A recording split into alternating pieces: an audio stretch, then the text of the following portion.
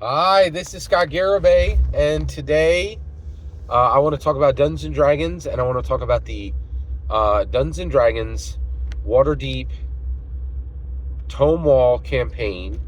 And we get to the final moment. So, Matt Burns, the human bard noble who lives in Waterdeep and whose family lives in Waterdeep, he has purchased two warehouses of an elf who died last week in the Orvank strike, which killed 4,000 elves across Neverwinter and across Waterdeep, right? So he now owns these two warehouses, and he finds that they're magically warded, and he also finds that they each have 3 iron golems in them. There actually may be more traps than that, but that's what he's encountered at this point. So at this point, what he does is he actually decides to draw out the iron golems by himself. Okay, now this gets interesting because they do move slower than him, but there are 3 of them, right? And so basically, he's able to find them very easily because they clank around. And then I said, okay, you need to make a perception check. Now, what this perception check is the warehouses have multiple entrances and exits. Well, they had been set on high alert the day before when he came in and was not able to speak the safety word, right? The permission word, the access permission word. That's a better way of saying it. So he is not able to speak the access permission word. And now all these iron golems are on high alert, and they're defending their warehouse, right? For their owner that they don't know is dead, right? So basically, he decides to go in there and handle all 3 of these iron golems. So these iron golems have 210 hit points each, right? So he decides to handle all 3 of these himself, right? Now, okay, let's get all the way there. So he fails his perception check, which means that one of the iron golems comes up on the side of him and attacks him by surprise, right? Now, the player chose, actually, I said, hey, what level do you want to start at? He said, dealer's choice. So I said, first level, right? Let's make it interesting, right? It's going to need some caution. There's going to be, and I didn't say there's going to be a need for caution because this player has played Dungeons and Dragons for 20, 25, maybe 30 years, right? At least, okay? Actually, no more than 30, I don't think. I think it's between 20 and 30. So, so at that point, I'm like, okay, I see you. I said, okay, you're at 11 hit points, your full hit points, right? But if you get 100% of your hit points delivered, if you get all of your hit points to take you to 0, and then all your hit points to take you all the way down to the full amount of your negative in one hit, it will kill you instantly, okay? So I was like, so if this iron golem does 22 points of damage, you die right here in the, in the campaign. And he's like, oh, yeah, all right. I was like, okay, so let's see here. So then we check, and the attack on the iron golem, and by the way, I'm using D&D 5e monster manual because D&D VE monster manual is not out yet. So I check, right? And where does that thing land? Well, sure enough, it lands in, it's a 3d8 plus 7. All right, so I'm like, okay, this has a plus 7. That means I'm going to roll these 3d8, and if it's 15 or more on these 3d8, your character is dead, right? So, and also, just to be clear, I'm going to tell you how to Dungeon Master. That's how you Dungeon Master. When you're rolling for a death value, you better know exactly what needs to be shown on the dice. You need to get all questions answered before the dice roll, right? So I made it very clear, right?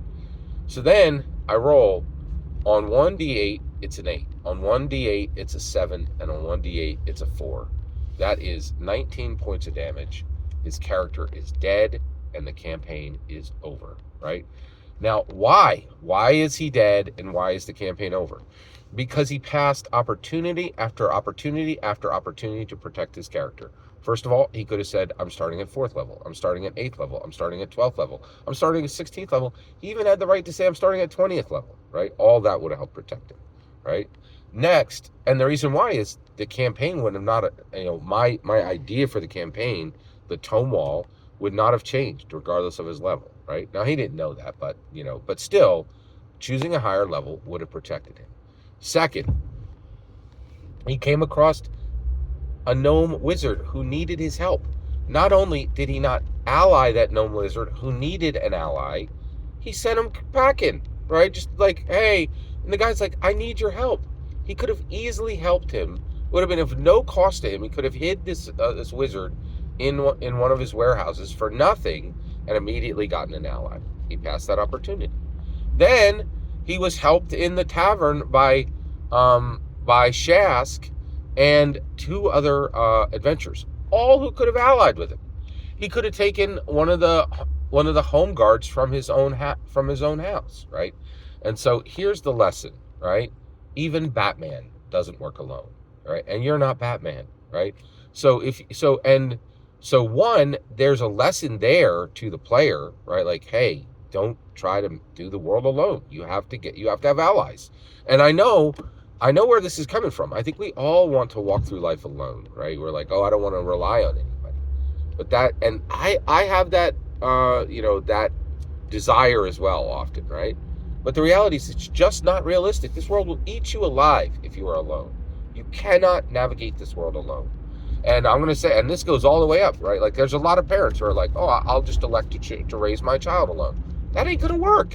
It ain't going to work. Like, there's so many paths that people are like, oh, I'll do this by myself. No, you won't, right? Like, people are like, looking for health solutions online, right? Not going to a doctor. It's not going to work, right? You're going to take 19 damages. You're going to take 19 damage on the die when 15 is enough to kill you, right? Like, this is not a good idea. And increasingly, I think we're just living in a world where people think they can do it alone. You cannot, right? And I learned this lesson, right? Like, I'm like, oh man, I need to be very careful about allying with people and making sure I have allies.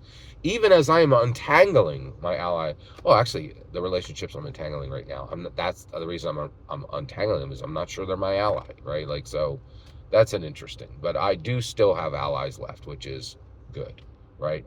And I'm very careful. Like playing in this campaign warned me, right? You have allies. You better make sure that you don't do jerky things to lose them, right? And so there was a powerful, powerful lesson here, and I was extremely fortunate and thankful to see it, right? The other thing I thought was interesting is, so that is a very real, very hard, significant lesson that was taught by this campaign. I was really fascinated by this campaign, and I'm very honored to have shared this with you. Every single word you just heard is my humble opinion on Dungeons & Dragons VE, the new 2024 core rulebooks and campaigns run with them. The important part is when I get to hear your humble opinion, when you get in the comments and send your traffic. Please consider like subscribing and have a fetch millennium.